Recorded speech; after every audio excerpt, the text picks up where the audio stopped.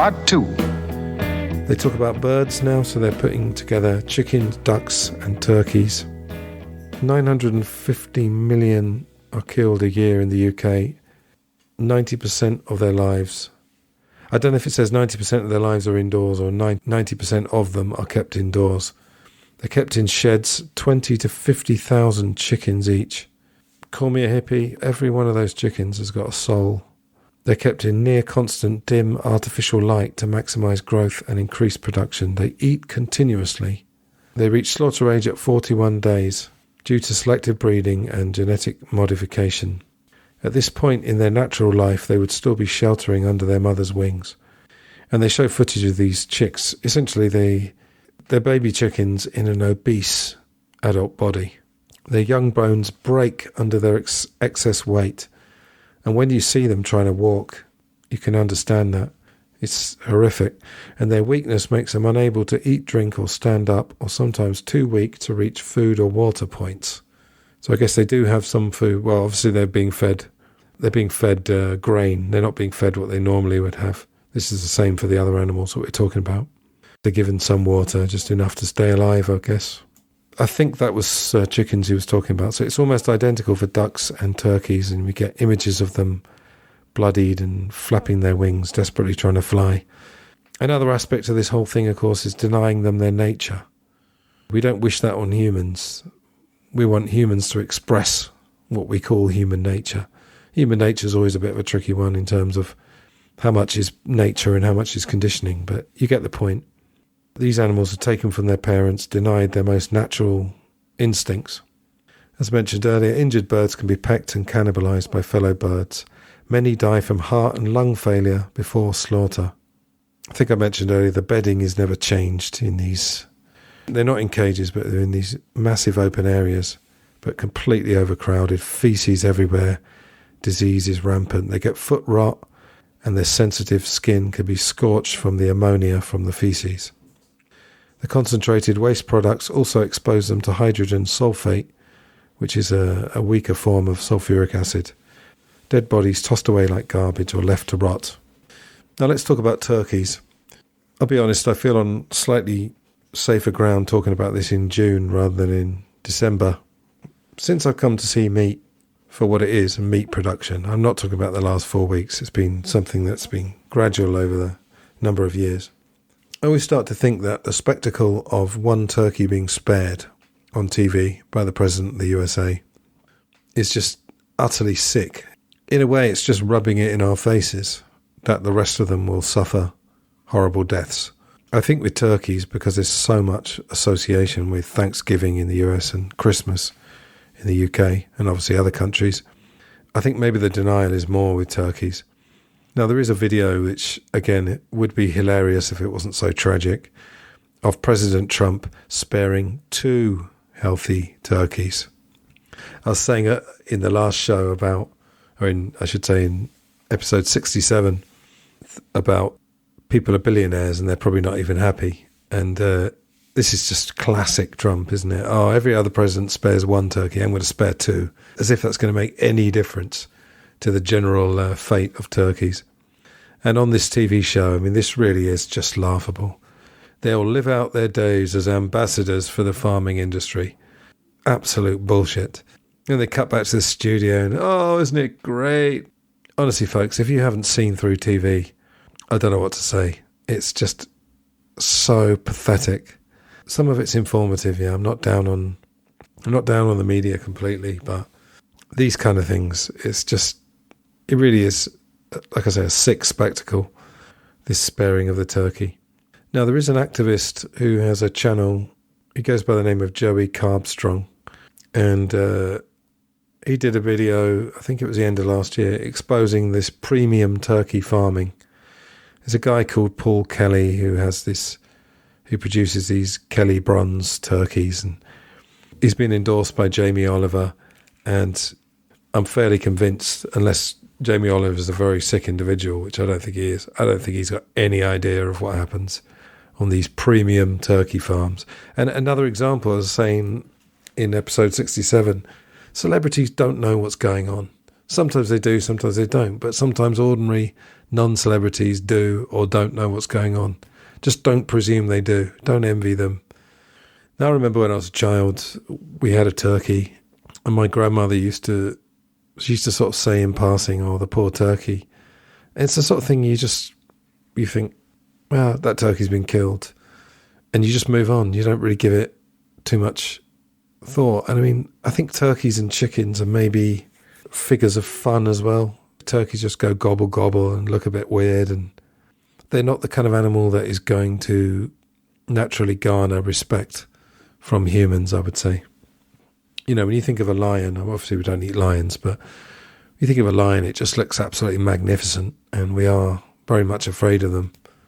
Of course, we keep them in zoos, but that's another story. So in June, let's talk about Christmas for a second. When I was a child, if you told me that in my adult life I would be able to survive Christmas without having a turkey, I would have said you were mad. You know, it's such a part of Christmas for a lot of people. And this is the power of tradition. But I'm here to tell you from my experience, tradition can be overridden so much more easily than we think. I mean, we are adaptable. I've said this so many times on this show. The reason we've survived is because we adapt to circumstances. And I mean, when do people think about turkeys other than Christmas and Thanksgiving? I think some people have a turkey at Easter, do they, in the UK? I'm not sure. Our family, I don't think they ever did. So for the vast majority of the year, turkeys are not thought about. I mean, obviously they used, I don't know, turkey roll and things like that. I don't know how much that's actually a real turkey. But anyway, we don't really think about turkey much through the year. But then magically we get to Christmas because of the power of really advertising, let's be honest. It's like people who, you know, I couldn't imagine ever going to the cinema without munching popcorn. But if you think about it, if people don't eat turkey all year, they obviously don't think they need it in their diet. But then every year they have to be ritually slaughtered so that people's festival doesn't feel empty, like it's missing something. I mean, let's be honest, Christmas is commercial bollocks anyway. I mean, if you're religious, you can fulfill Christmas in church without any animal having to suffer. You can get together with your family. That's what Christmas should be about. Or you can get a plant-based turkey if it's only about tradition. They've done blind tests. I don't know if it was turkeys, but maybe it was chicken or something, where people couldn't tell the difference in a plant-based and a real, quote-unquote, one. No one would know the difference after a while. Also, when you do change, let's think of a tradition as basically a habit that's been going on for a long time. When you do change it, we move on so quickly that you probably wouldn't even remember. You know, I probably haven't had a turkey at Christmas for 15 years, and I never give it a second thought that I used to eat it. Right, going back to this documentary, when birds are ready for slaughter, they are flung into crates at high speed and transported in the usual way. As we said, tiny crates, no food or water. Yeah, the way that they are put into the truck even, they're not even allowed the dignity of being put into the truck with any care. They're flung. They're sometimes thrown into the truck. Legs and wings can get broken, skulls can even get crushed, and hips can get dislocated. As I was saying when I was talking about documentaries, they do use music. They are pushing a point. Films like Earthlings and this one will get written off, of course, as vegan propaganda.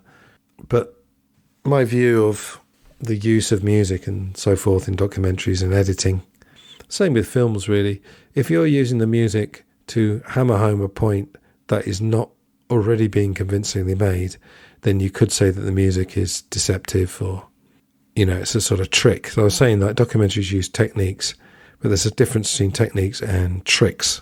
So obviously the music on these kind of documentaries is not going to be cheery. So for effect, I mean, they use this horrible sound of multiple birds in pain. They do sometimes get natural light and open air, but adapting to it is painful. So they're basically saying that they've been confined for a long time. When they come out of the truck, when they're outside the slaughterhouse, then they would get natural light. But I'm reminded even in Shawshank Redemption, there's a scene where he's been in solitary for a month and they open the door and he's shielding his eyes from the light. So natural light is nice to have generally, but not after you've been in dim artificial light or darkness. At the slaughterhouse, they're shackled by their feet and hung upside down, stunned by electric shocks in water, some not reaching the water or regaining consciousness. So this is a way that people would probably be familiar with. I think they call it an electrified water bath. And I mean, it's not pleasant at all. But if they sort of turn their heads away, they might not reach the water, or they might regain consciousness. Now, here's something which is probably on another level of horror. They're put in a scalding tank where their feathers are loosened before being plucked. An estimated 8.4 million birds are still alive and are essentially boiled alive. And they die by drowning in boiling water. Remember also that living beings, earthlings if you like, tend to cling on to life. You know, you can have prisoners that are in terrible jail situations and probably could at least attempt suicide. You know, there's bound to be knives, obviously, in the worst prisons. There are means by which you could end their life, but quite often they don't. Maybe because they're scared of actually doing it. But think about that for a second. I mean, I don't know do people still wash up now, or do they all use dishwashers? But anyway, if you've ever burnt your hand, you know, you thought you'd put hot and cold water and it's boiling water, and you put your hand in there and you get scalded. It's not nice. Or if, like me, you occasionally burn your hand on the cooker, it's not nice. Try to imagine a sentient being that's still conscious but already in agonizing pain, then being boiled alive. Boiled alive, ladies and gentlemen. That should at least give you pause when you think about turkeys. It's quite likely, sorry to say this, but it's my podcast, I get to say this. Could be that the turkey that you put on the Christmas table and everyone enjoys eating it, that could have been boiled alive. That could have ended its life drowning in boiling water. Now, moving on to eggs, egg production. Chickens raised for eggs are different to those for meat. Males are not required. They estimate about 40 million. All of this is in the UK annually. Gassed or ground up alive.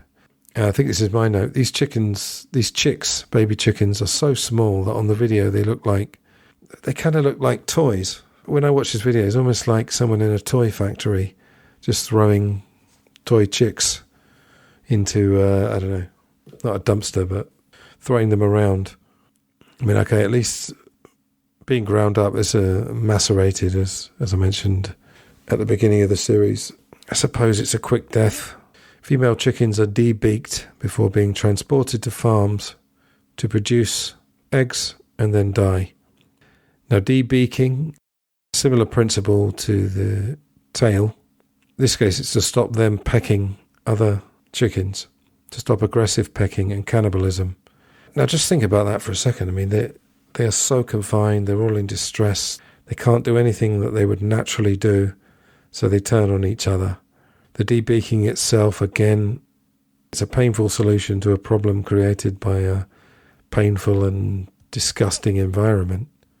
The debeaking, I'm sure there's nerves in the beak as well. But also, if you think about it, cats, you know, your pet cat, if you start messing around with its tail, you can kind of feel that it feels violated. You know, a tail is an important thing to a cat, and I guess a beak is to a chicken. Now, of course, debeaking might sound nasty, but as we've seen, there's a lovely euphemism for every occasion. So should we go for beak trimming? Evoking a trim at the barber's. Oh, just a little trim at the sides, please. Or beak conditioning. Conditioning, that's what we do to our hair, isn't it? To make it nice and shiny. That brings a warmer glow, doesn't it? The chickens would naturally produce 10 to 20 eggs a year. Selective breeding produces 300 eggs a year. 10 billion eggs a year are produced in the UK. Now I've got here 51% of chickens kept in cages. Battery cages were banned, but enriched cages are still allowed, allowing a tiny bit more space. Rather like the free-range idea, isn't it? I think the free-range eggs are cage-free, but as we've said, in a very, very confined open space. This allowing a bit more space, this is common in business, isn't it? You get new laws, you get the fuzzy feeling of helping, but there's always ways around it. for the sake of money. Egg-laying hens can't stretch, run or fly and never see fresh air or sunlight. Of course, when the inspectors come, the farms will know in advance and can prepare. It's like if you work in an office and the big boss man comes, they give you a bit of warning so you can show yourself and the place where you work in the best light. Going back to free range farmers are supposed to let the chickens roam outside. In fact, they can legally house 16,000 birds in one building. And yeah, here they've got 9 birds per square metre. We can argue the numbers, but I mean, it's still a pitifully small space. We get more images of them almost piled on top of each other, desperately plucking at grain and looking traumatised and I would say being driven mad, frankly. Egg laying results in a huge loss of calcium, leading to high rates of osteoporosis. They're vulnerable to parasites who can lose lots of feathers, increasing injuries and infections. I think we mentioned this earlier. Egg-laying hens whose production declines or get too old are then slaughtered for their flesh. We've already mentioned the methods of that. Now, sheep. Lambs come from baby or juvenile sheep, and it's portrayed as idyllic. However, castration and tail docking, they happen, as we've already detailed. Baby goats for milk are ear-tagged and disbudded. That was what I was saying earlier. Stop the horns growing. There's a horrendous video of this, and it's not that I want to keep pointing out these videos. It's that it's being done by what look like pretty reasonable people. They're not aggressively brutalising these animals, but they are doing what they have to do for their job. Diseases are rampant. Foot rot, that I mentioned earlier, is present in 97% of UK flocks. I guess that doesn't mean it's in the whole flock, but let's just say it's prevalent. Lambs are 4 to 6 months, once again piled onto trucks with barely any room to move. On the video you can see once again in their eyes this wild-eyed look, terror, panic. They've got all the human emotions. I said earlier, I don't know if they feel embarrassment or humiliation, but the really dark emotions, they would definitely feel them. 1.4 million goats and sheep in the UK are killed in the halal method. Halal meat is prepared according to Islamic law, requiring animals to be healthy at slaughter, their blood to be drained and a Muslim to recite a dedication. The slaughter method involves cutting the jugular vein, carotid artery and windpipe, with stunning sometimes allowed if the animal survives. I mean, I'm not really a religious person, but really, do you really think if you accidentally ate an animal with the animal unconscious before slaughter, God's going to come down and strike you? We're back to tradition again. If this was suddenly outlawed, if Muhammad's servant suddenly decided that after all these years this was inhumane, I don't think there'd be howls of protest. Presumably we don't sacrifice children or adults anymore, and presumably God's okay with that. I'm not knocking religious belief, but I have the freedom to say that I think that's utterly ridiculous. If you're a Muslim, please write to me. Please, no abuse, but write to me and tell me why I'm wrong. Give me some proof that your God punishes you if you eat meat that doesn't deliberately involve torture. Imagine if you were given halal meat and it turns out 2 weeks later you found out, I mean this wouldn't happen, but you found out that the animal was unconscious. What's going to happen to you? What do you won't be able to tell me that, oh, I knew that meat tasted different or that meat tasted wrong. What would you do in that situation? How would that affect your life? That you accidentally ate some meat that didn't involve torture? Would it taste any different? Would you expect retrospective punishment? I understand this is difficult for children that grow up with religious traditions because they fear questioning it. But doesn't this all come down to fear in the end, ultimately? Fear of an unseen entity, fear of being seen as barbaric. I know that sounds stupidly ironic. Fear of being judged by others. Halal is sold in supermarkets and takeaways without being labelled as halal. So essentially they use the same methods for apparently non-halal meat. Non-halal sheep are stunned with electrical prongs. And as usual, the fast pace means that they're killed halal style anyway. There's images of a sheep being thrown around. At the end of the film they say, in their ability to suffer, non-human animals are the same as us, seeking comfort, safety, and a life free from pain. Worth of life is not dictated by notions of intelligence and appearance, but instead is equal amongst all living beings. It can never be moral to inflict unnecessary suffering onto another being, and as such, killing non-human animals for food, clothing, or any other reason can never be morally justified, as we live in a society where alternatives are easily available. He's talking about plant-based primarily. Of course, people will say that's processed, but yeah, you don't think the meat in your supermarket is processed? It's an oxymoron to kill in a humane way if they don't want to die.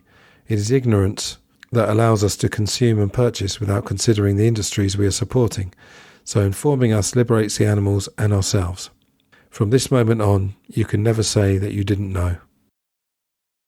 And the film does end with some nice images of animals in the open air, just to show, I guess, the possibilities. Now, at this point, if any of you are thinking, well, he seems to care more about animals than humans, let's talk about the health implications for the consumer. A lot of the meat we eat is contaminated with fecal matter, and meat eaters suffer like the animals from the first turnaround in slaughterhouses. One slaughterhouse worker said that meat that's rejected for being full of pus and other disease, essentially, they just have those bits cut off and it's sent back. So meat eaters are in fact victims as well. There are also ideas that have been around for a long time of animal adrenaline somehow getting into the meat because they know they're about to be killed and they get a massive rush of adrenaline. Hens crammed in cages or indeed open spaces, that's open spaces inside, live in a state of permanent stress, and it's believed that cortisol, the stress hormone, gets into the eggs you buy. Hens eat grain containing pesticides, including on free-range farms. Now, I did watch a video, kind of a truth about eggs video. There's a couple of quotes that stuck out about how supermarkets mislead the public in their egg marketing. You're paying for the supermarket's self-image, not the egg.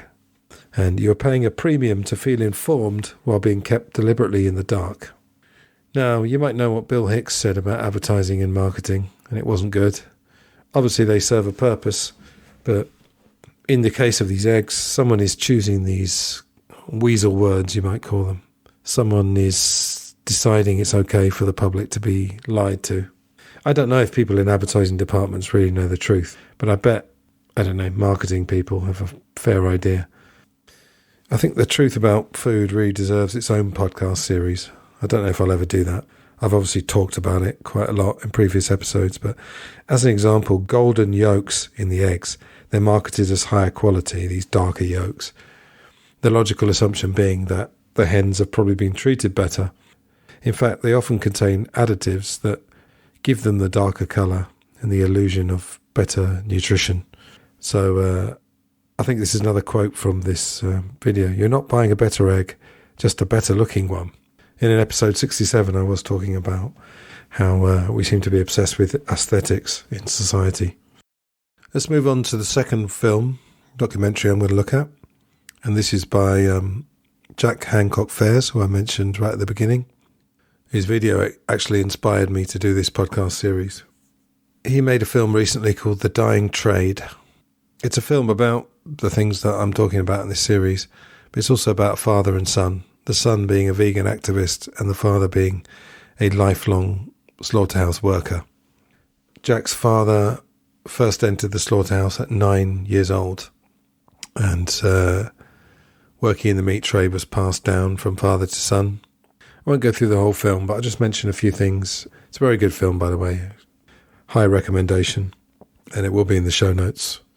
In the film, Jack shows some home video, and some of this home video involves animals, obviously not the animals that are slaughtered. He talks about being bought a rabbit by his father, which froze in the snow. He mentions not wanting to kill insects. Insects is another one. I mean, I won't be talking about that really in the series, but insects actually perform all sorts of functions that help us. I kind of always think about it when someone swats a fly when they don't really need to, when they could shoo it away. Is it an exercise in power? And I'm going to reference a book which involves that subject. Jack discovers the truth about slaughterhouses, annoys his friends by going on about it, and this is a common response. Vegans get stereotyped. He becomes a campaigner, talking to ordinary people and modifying his approach. There'll be a bit on that later about how to talk to people about this. So their family's been in the meat trade for generations, as I said. They talk about their pet cat, and there's definitely warmth between father and son. Jack gently ponders if pets can lead you to animal welfare and break barriers. The father agrees but talks about being compromised with his job. There's more home video. Jack interviews his father, who's open to animal lovers but claims he's very rarely seen deliberate harm. He claims to have strong views on animal suffering but channeled in a different way.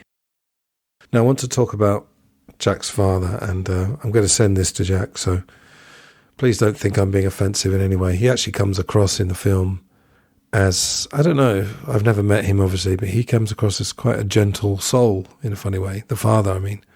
But you can clearly see when Jack presses his father a bit more that there is some denial there, and there's cognitive dissonance. Cognitive dissonance is when you have certain beliefs and then you're shown evidence that contradicts those. Dissonance in music is when you play two notes that don't go together. It's that idea that you're confused because your conditioning and present evidence you're being given, there's a conflict between them, so you've got to decide which one you believe. On this film you have Temple Grandin, she's an autist. She's a doctor of animal science who's written 60 papers on animal behaviour. Jack interviews her and she says, they talk about the change of name from slaughter plant or slaughterhouse to processing plant. Yeah, there's the euphemism again. Temple believes that her autism helps her connect with the animals more. She says things are far better than 20 years ago in the US. She's American, by the way.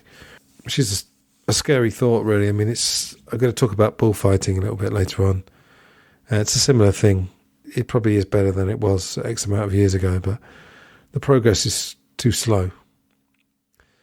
Jack presses her about broiler chickens, which basically means chickens slaughtered for meat. She won't answer the question, but she's honest enough to say, because she works within the industry. You know, she is paid consulting fees. She's a sort of buffer between the vegans or the animal welfare activists, if you like, and the people that run the slaughterhouses, not the workers, but the people that run it. She talks about these gestation crates that I mentioned earlier. She talks about an airline seat, which is roughly correct, but I don't really think it's an appropriate comparison, because obviously an airline seat is clean and comfortable. She admits about the CO2 chambers, but is somewhat non-committal. Jack generously acknowledges her work, as he also acknowledges through the film that his father did a lot for him. Now, there is a scene where Jack sneaks into a factory farm housing 160,000 birds, and he finds what I've already detailed and was on the videos in the other film. But there's a really poignant moment. He sees lots of hopelessly obese birds trying to walk. Some of them are bloodied. And he just very gently, one of the birds has fallen, so it's upside down. He just turns it the right way up, very tenderly. That moment to me was very symbolic. I mean, what can you do when billions of these chickens are in the same position? All you can do in the moment is see it for yourself, and if you can turn a bird the right way up and do it gently. But yeah, I thought that was very effective. Jack says he found it hard to find a slaughterhouse worker that would talk to him. Eventually he does. His name's Tom. I think he worked in slaughterhouses all over Europe. 17 years, I think it was. He describes the work as a last resort. He said they would slaughter 140 veal calves in an hour. It's very hot and sweaty, fast moving. The only time he remembers it stopping is when a worker got caught in a machine.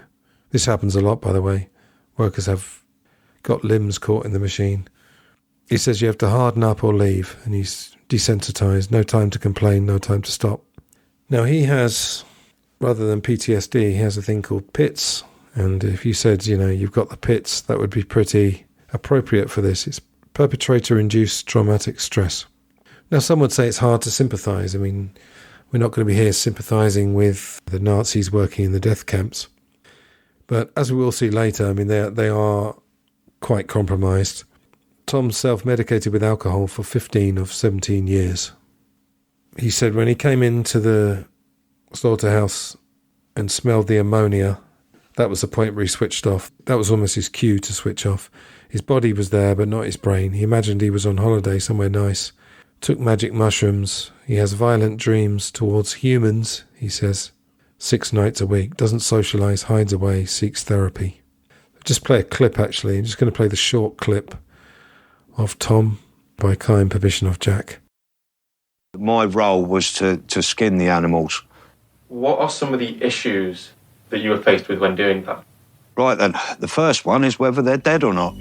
When you slaughter an animal humanely, the procedure is to be stunned so that it is unconscious, and then it is to be bled to death. If either one or both of them procedures is not done correctly, there's a very good chance the animal will not die correctly. This dairy cow was actually giving birth. The calf was halfway out of the birthing canal. It was hung up, but it wasn't bled properly, and it come round to me, it was still alive. She'd spent maybe 7 or 8 minutes wide awake, giving birth, just before being skinned alive. We had no allowance in time to stop for them animals.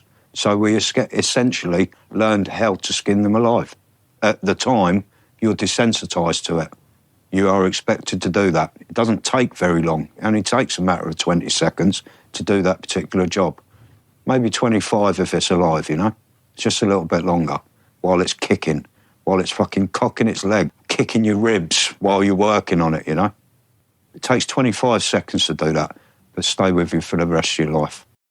Jack asks his dad about the trauma aspect, and his dad talks about doing his job. Also on the film we meet a Holocaust survivor and animal rights campaigner called Alex. He was born in Poland, but later became an American citizen. He was sent as a consultant in the 1970s to a slaughterhouse. He saw a pile of animal body parts and got obvious flashbacks. Bear in mind there's no difference between a pig's heart and a human heart. He had massive PTSD in this case for months. The more he researched, the more it looked like the Holocaust. He quotes a writer who says, "For the animals, all men are Nazis, and life is an eternal Treblinka." That was a Nazi extermination camp in Poland. Part of Operation Reinhard, where an estimated 800,000 to 925,000 people, mostly Jews and Romani, were murdered between July 1942 and October 1943. This was a turning point for Alex where he could repay his debt to society for surviving. That's his words. He puts the blame on consumers, including his daughter, who's a meat eater, and that has affected their relationship. He doesn't blame the meat industry at all. They're simply satisfying demand. I'm not here to have a go at a Holocaust survivor, obviously, but, I mean, that seems to show a bit of a blind spot. I mean, what about all the fake advertising? All the lying in adverts? I think if people were told the truth, I don't know whether there would be a meat industry. You know, I'd like people to not live in denial, but you can't give the industry a free pass like that. And he says the hiding, as in the deception, is part of the service they provide. That's a view, I think, that the secrecy is shielding the public from the truth for their own good. Now, I wouldn't totally disagree with that in the political sphere. I've come round to the idea that maybe we do need to be shielded from a few things in politics. If we were actually told the whole truth, I don't know whether society would break down. But this is a bit different. He says, the monsters are within us. We're all capable of unspeakable acts on other sentient beings. Most of us don't do that personally. We subsidise others to do that on our behalf. I have to say, I think the trauma that he suffered shows in these views. I mean, we are all capable of killing, I believe, but I think that applies to desperate situations. You know, we've got choices. He hears of the gas chambers for the pigs and, of course, is naturally horrified, being a Holocaust survivor. Believes that people will be horrified but rationalise it, because why would our social norms sanction these atrocities? And yeah, I couldn't agree with that more. You know, people, I think part of the denial could be that they say, well, they wouldn't allow it, surely, if it was that bad. Jack shows his father the video of the pigs in the CO2 chambers, and they do say that he knows that his father has nothing to do with that. So I guess he must be working on another part of the production line, because I think these gas chambers have been around for a long time. He does look a bit shocked by the video, but this cognitive dissonance I think is just too much. And he says, I'd have to see it in person, denies the CO2 is traumatising them. He said they just don't like the confinement.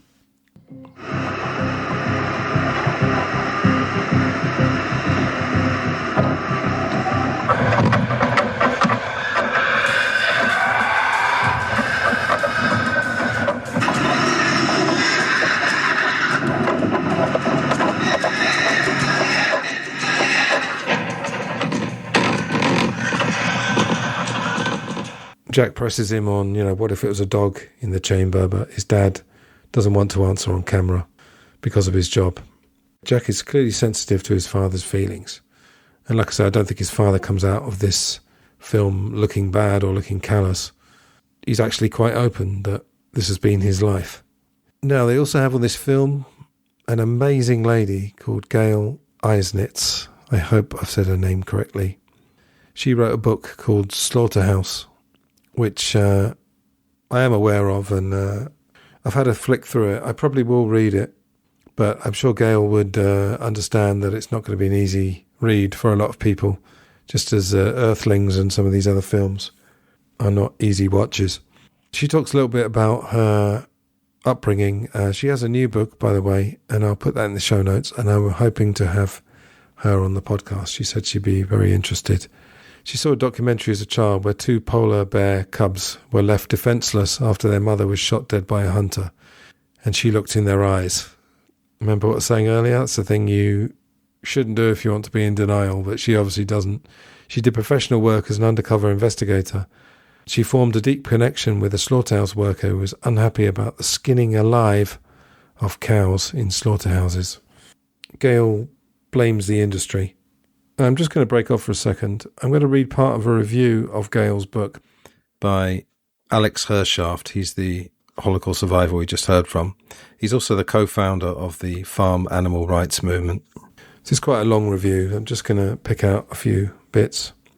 In the midst of our high-tech, ostentatious, hedonistic lifestyle, among the dazzling monuments to history, art, religion and commerce, there are the black boxes. These are the biomedical research laboratories, factory farms and slaughterhouses, faceless compounds where society conducts its dirty business of abusing and killing innocent feeling beings. These are our Dachau's, our Buchenwalds, our Birkenau's. Those are all concentration camps.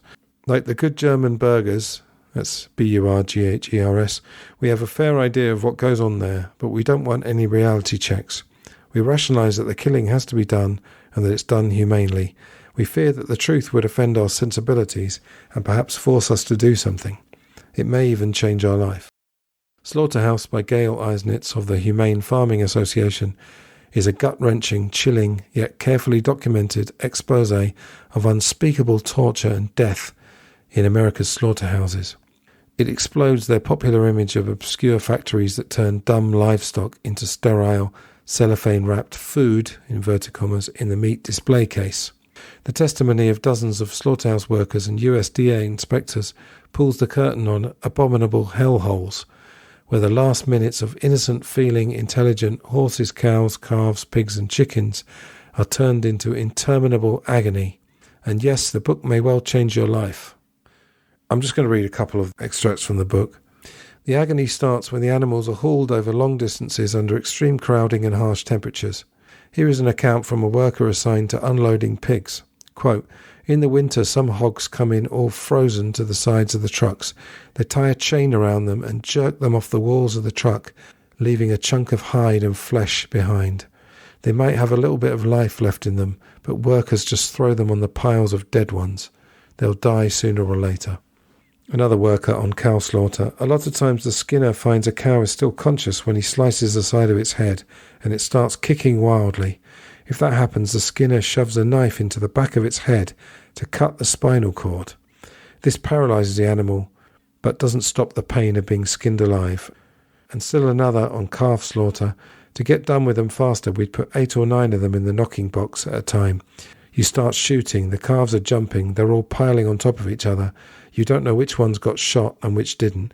They're hung anyway, and down the line they go, wriggling and yelling, to be slaughtered while fully conscious.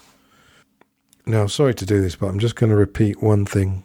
It pulls the curtain on abominable hellholes where the last minutes of innocent feeling, intelligent, it goes through the list of animals, are turned into interminable agony. Just one more here. Once at the slaughterhouse, some animals are too injured to walk and others simply refuse to go quietly to their deaths. This is how the workers deal with it. Quote, the preferred method of handling a cripple is to beat him to death with a lead pipe before he gets into the chute. If you get a hog in a chute that's had the shit prodded out of him and has a heart attack or refuses to move, you take a meat hook and hook it into his bunghole, that means anus, and a lot of times the meat hook rips out of the anus. I've seen thighs completely ripped open. I've also seen intestines come out.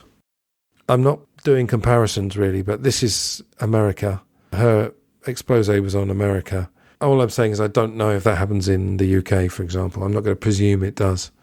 Anyway, I'm not going to give you any more graphic descriptions. There is another book I wanted to mention called Dominion, The Power of Man, the Suffering of Animals, and the Call to Mercy by Matthew Scully. I'll put that in the show notes as well. Dominion relates to a biblical quote, and there have been some arguments between vegans and meat eaters about what Jesus wanted or what God wanted. Not really being religious, so I can't really see much sense in that, arguing about Bible quotes, considering, that would be a translation of the Bible, translation of a collection of stories. Jack talks to psychologist Melanie Joy, this is back to the film The Dying Trade, about the problem with his father. She says it's simple denial/defence mechanisms to avoid confronting the moral discomfort. She agrees that his father starting in the meat trade at 9 is significant.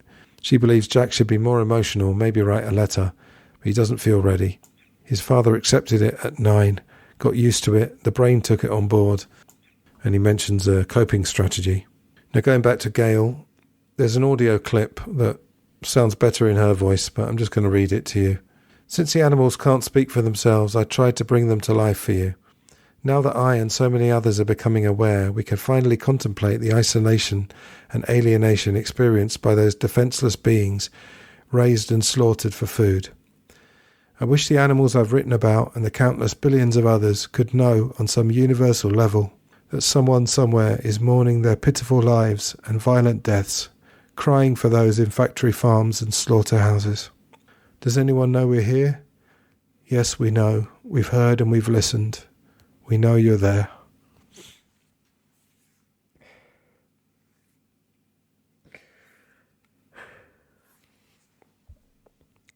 Now, over Gail's narration there, Jack shows a few shots, possibly from previous shots from the film, including him in the hen house. The bit that really got me while you're listening to Gail, they just have this close-up of this pig's eye, or of this pig's face, essentially, but with the eye very prominent. And it goes back to something I was saying earlier. Slaughterhouse worker said, never look in their eyes. I have to keep going back to this, but when you look in your pet's eyes, isn't part of the magic how innocent they look, how they have a purity of instinct and behaviour, how they look different from humans. Now, I know that pets can also be ruthless. They could probably kill if they had to, but as Alex said in this film, I believe we could kill if we had to. I don't think there's an adult alive who couldn't kill, given sufficient motivation, desperation, coupled with a survival instinct. The film ends with Jack writing and reading out the letter to his father. Now, I've mentioned a couple of quotes from slaughterhouse workers, but we're going to get some other ones here. I do also want to start with a quote from a writer called Upton Sinclair, who I'm going to mention later. It's difficult to get a man to understand something when his salary depends on him not understanding it. I would say not only understand, but also pay attention to it. We heard from Tom earlier, I played that clip, talking about the skinning alive that he was mentioning. The workers learned to do it, and it's all coming back to the same thing, normalisation and desensitisation. I think those are the keys, really. But here are some quotes from slaughterhouse workers. They're mostly from the UK and America. Whether they eat meat or not, most people in the UK have never been inside an abattoir, and for good reason. They are filthy, dirty places. There's animal faeces on the floor. You see and smell the guts, and the walls are covered in blood. And the smell, it hits you like a wall when you first enter, and then hangs thick in the air around you. The odour of dying animals surrounds you like a vapour. The vibe is low energy and sad. On my first day, they gave me a tour of the premises, explained how everything worked, and most importantly, asked me pointedly and repeatedly if I was okay. It was quite common for people to faint during the tour, they explained, and the physical safety of visitors and new starters was very important to them. I was okay, I think. I felt sick, but I thought I'd get used to it. Soon, though, I realised there was no point pretending that it was just another job. I'm sure not all abattoirs are the same, but mine was a brutal, dangerous place to work. I explained in episode 67 that I'm quoting her saying abattoir, but I prefer the word slaughterhouse because I just think it's more accurate and it has the right energy almost. There were countless occasions when, despite following all the procedures for stunning, slaughterers would get kicked by a massive spasming cow as they hoisted it up to the machine for slaughter. Similarly, cows being brought in would get scared and panic, which was pretty terrifying for all of us too. You'll know if you've ever stood next to one that they are huge animals. Personally, I didn't suffer physical injuries, but the place affected my mind. As I spent day after day in that large windowless box, my chest felt increasingly heavy, and a grey fog descended over me. At night my mind would taunt me with nightmares, replaying some of the horrors I'd witnessed through the day. One skill that you master while working at an abattoir is disassociation. You learn to become numb to death and to suffering. Instead of thinking about cows as entire beings, you separate them into their saleable, edible body parts. It doesn't just make the job easier, it's necessary for survival. There are things, though, that have the power to shatter the numbness. For me, it was the heads. At the end of the slaughter line there was a huge skip, and it was filled with hundreds of cows' heads. Each one of them had been flayed, with all the saleable flesh removed, but one thing was still attached: their eyeballs. Whenever I walked past that skip, I couldn't help but feel like I had hundreds of pairs of eyes watching me. Some of them were accusing, knowing that I had participated in their deaths. Others seemed to be pleading, as if there was some way I could go back in time and save them. It was disgusting, terrifying and heartbreaking, all at the same time. It made me feel guilty. The first time I saw those heads, it took all my strength not to vomit. There's another article that's titled, "I worked in a slaughterhouse, you stop noticing the screams." On my first day there, I saw hundreds of people on work lines cutting up and chopping pigs. I realised that people either kept up with the fast pace of the factory or they lost their jobs. Immediately I recognised the kind of pressure these people were under in order to stay employed and feed their families. I noticed that everything was covered in a film of grease. There were layers of fat that covered every surface. Pigs would come in on trucks and get offloaded. They would then pass through a machine to get killed. I don't know how. The sound of countless pigs screaming was heard a quarter of a mile surrounding the entire plant when this was happening. I did not see them getting killed, but I saw them come out of the machine and into the cold side of the building on meat hooks. Thousands of workers would then spend over 12 hours a day cutting the meat. It was not a pleasant sight. At first it was horrific, but after a while I became desensitized to it. There's that key word again. I preferred working in the loading docks primarily because I didn't have to work with the meat and witness people in chronic pain, this is the workers, using knives all day, every day. The loading docks were separate from the rest of the factory, but either way it was gruelling work. At the loading docks the final product would end up in boxes, and we would throw them onto conveyor belts to be stacked up into trucks. I consider myself lucky that I never had to use knives because my job was already horrible enough without the guaranteed harm that comes from using knives every day. Working in a slaughterhouse may be morally repugnant and unethical to some people, but it was something we had to do to survive. We had to desensitize ourselves because we had to feed our kids and pay rent. What other choice did we have? Our moral compass and ethical principles eventually changed to suit our environment, and we were forced to become numb to the brutality of what we had to do to live because there were no other options. Now, we should talk about the pain for the workers as well. Carrying on, I became accustomed to seeing colleagues working with chronic pain. I noticed that the majority of people working with me were immigrants and undocumented workers. I believe this testimony is from the US. If they complained to their bosses about the factory conditions or the physical pain they experienced from constantly working, they were at risk of being immediately fired or even worse, deported. I'm just going to say that I would be pretty sure that sweatshops have similar situations. Illegal workers with no power. I witnessed people working day in and day out with severe hand and back pain in brutal conditions, dealing with bosses who demanded more from them than they would a citizen. I think this is also a quote from the US. Slaughterhouse workers are usually poor or desperate, taking out frustration on the animals. And that was the kicking downwards thing I mentioned earlier, and taunting them. They could be illegals who don't speak the language, completely compromised. And of course, as we saw in Jack's film, it could be people who have grown up, man and boy, doing this, and it goes back many generations. Now I want to make a little comparison here. About a year or two ago I saw an interview with a volunteer doctor who was working in a Gazan hospital at the height of what many think is a genocide being carried out by Israel. And they were hearing the constant screams of children because they'd run out of anaesthetic. I wonder whether the same is true here, maybe tenfold in terms of numbers, probably, well, more than tenfold. Maybe 100-fold or 1,000-fold in terms of numbers with slaughterhouses. Presumably you can hear these constant cries of thousands of animals. I mean, they'll certainly be making a lot of noise, and I imagine that in this cutthroat, literally depressing atmosphere, that would add to the stress of the workers and probably make them more annoyed with the animals. That's who they're likely to turn on. Makes you think also of this famous quote that's supposed to be said by Joseph Stalin, but I don't think it actually was. Single death is a tragedy, and a million deaths is a statistic. I think if a worker in a different context saw one pig, cow or chicken in severe pain and distress, they'd probably be heartbroken, but in those numbers it just becomes an annoyance. It's something adding to their own stress and their own distress. There was a story actually I found of a pig who'd escaped a slaughterhouse and actually became slightly famous, and I think it was actually spared in the end. And I wonder if it was spared because the public had taken to it, because it was given a name and it was celebrated for escaping. But I mean, how weird is that? You know, one pig escapes and it gets humanised. I was trying to find the animal equivalent of humanise, but I'll just use humanise for now. You know what I'm talking about. Everyone was so pleased it escaped, but people have absolutely no problem with thousands or millions or billions worldwide being mistreated. Yeah, it's a fascinating quirk, if you like, of human behaviour and attitudes.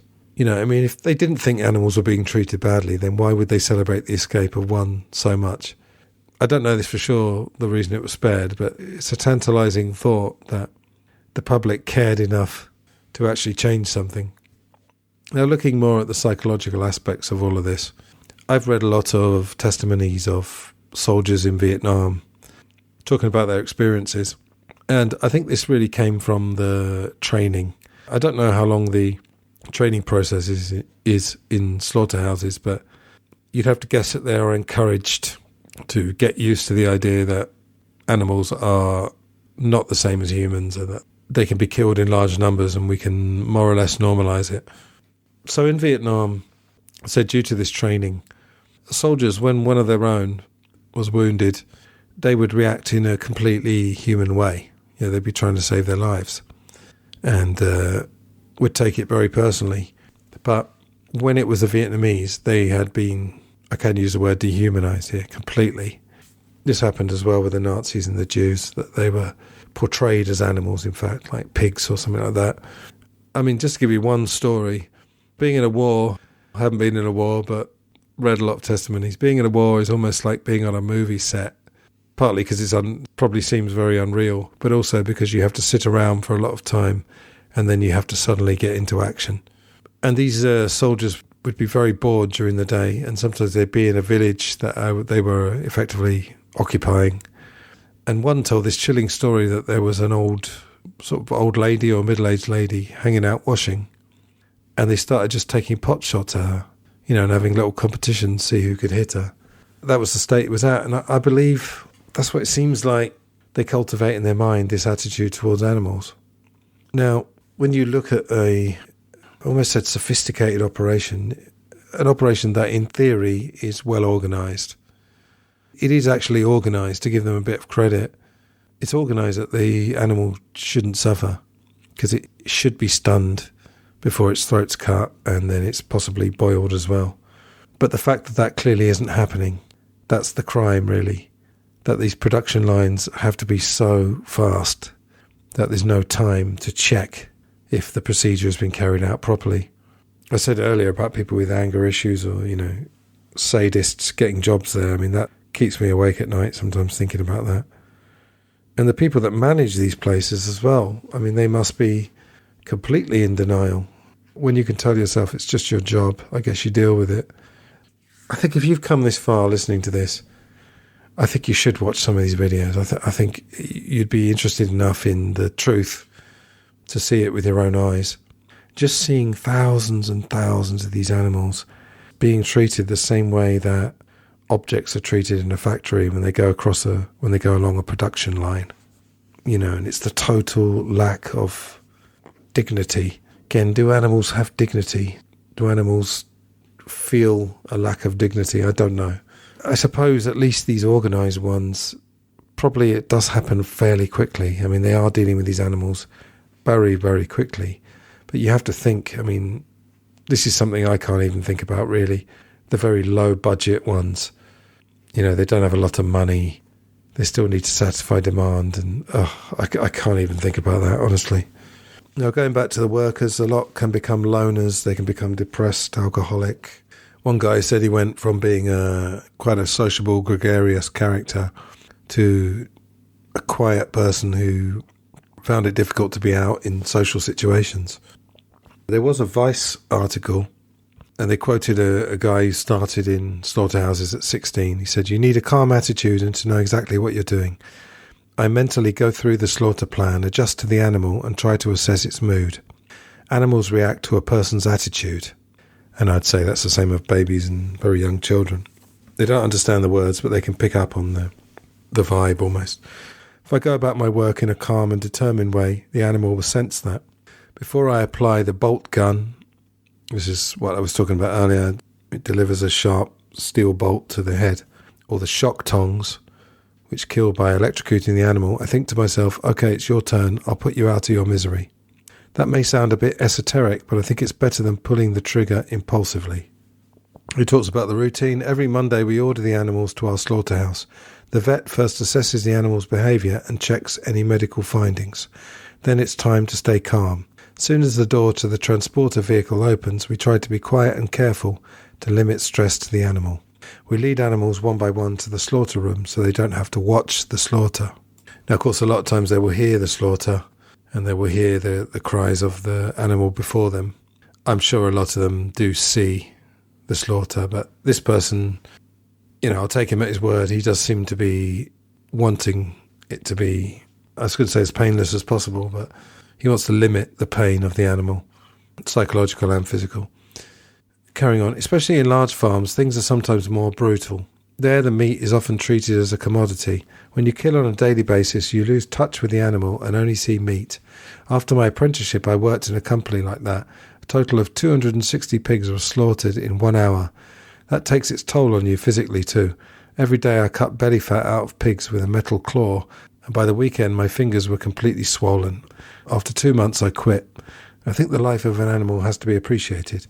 I can guarantee that in a small butcher's shop like ours, but in a large company that's often no longer possible. I've always had trouble with calves. They like to suck my fingers when I lead them into the slaughterhouse, and they are just so sweet and cute. I've had the shakes and felt queasy several times. So yeah, that thing about sucking their fingers, that's them being what they are, cute animals who maybe want to be affectionate. Now, there was an interview on video on the YouTube channel Vegan Gaze, and it was a gentleman in Canada who is now an activist. He worked for 15 years. He started off as a welfare inspector.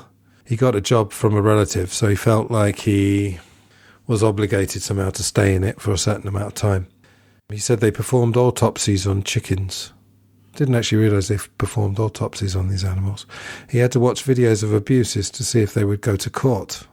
People watching the videos would often feel sick and leave the job. They try to limit the panic, which is a totally natural reaction.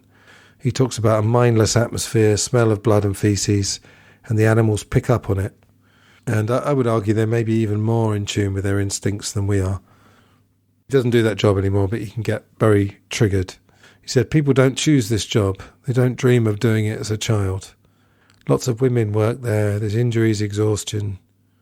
He sort of confirms that animals aren't killed properly because they miss part of the line, the production line.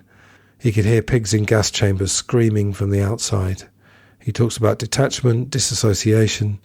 He remembers the heat, the feathers everywhere, a chicken frozen to a crate. I think I actually mentioned that earlier. He says you can't unsee that. There's no therapy for the workers, so they deal with it themselves. He has a memory of around 20,000 birds of 5 weeks old who died of heat exhaustion and heart attacks, broken wings. He remembers cows freaking out, baby cows being cut out of cows. And he talks about loss of empathy and denying animals the right to life. We often think of Scandinavian countries as leading the world in certain aspects. We have this idea that the system seems to work there. So in Sweden, for example, they pay high taxes, but they seem to demand of their leaders that they actually do roughly what they say they're supposed to be doing in terms of governing the country. But this is from a Swedish slaughterhouse vet. While working at the slaughterhouse, it became impossible not to notice that inside each pig there was someone who was thinking and feeling. What we do to animals is forced. They don't want to be transported, kept together on cramped surfaces, or go into the carbon dioxide container, and they don't want to die. Pigs are very perceptive animals. It's an unknown place where many scared animals have walked before, and it's clear that it's a fearful moment for them. I saw animals prodded too harshly and beaten excessively. The pavement was often too wet and the pigs were in water. It was winter and they were freezing. The biggest suffering happens within the realm of what is legal. And in that case, vets don't have the power to do anything. I'll just quickly say that, when they're transported, they could be freezing in the winter, or of course it could be the opposite. Imagine being transported in extreme heat, all piled on top of each other, no space at all. Just try and imagine that.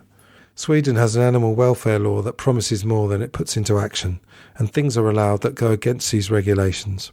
She mentions the carbon dioxide, says it's extremely painful and anguish-inducing. Laws and regulations are no guarantee that animals are treated well or live a good life, but having these laws in place is a great marketing argument to get people to buy Swedish meat. Of course, people will want to hear that there are laws, and just as with, free-range eggs, for example, you're looking for that confirmation. There's a bit of confirmation bias as well. You could hear some bad stories, but then you hear one good story, maybe someone talking about how their farm is different and the animals are treated humanely, and that then the confirmation bias kicks in and you say, well, that must be the truth.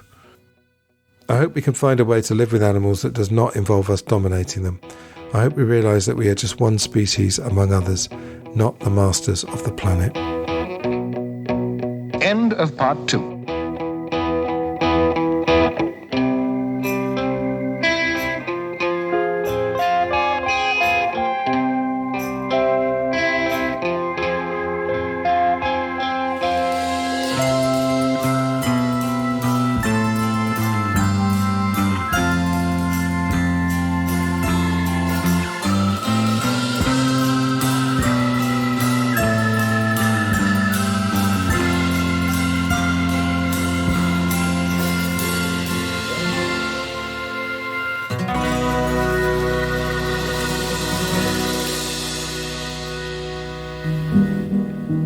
My objective in writing this book was to help readers, and perhaps in so doing, enable myself to move past the denial, numbness, and self-protection that prevent so many from confronting the truth. Since the animals can't speak for themselves, I've tried to bring them to life for you. Now that I, and hopefully others, are becoming aware, we can finally contemplate the isolation and alienation experienced by those defenseless beings raised and slaughtered for food. I wish the animals I've written about, and countless billions of others, could know, on some universal level, that someone, somewhere, was mourning their pitiful lives and violent deaths, crying for those in factory farms and slaughterhouses. Does anyone know we're here? Yes. We know, we've heard and we've listened. We know you are there.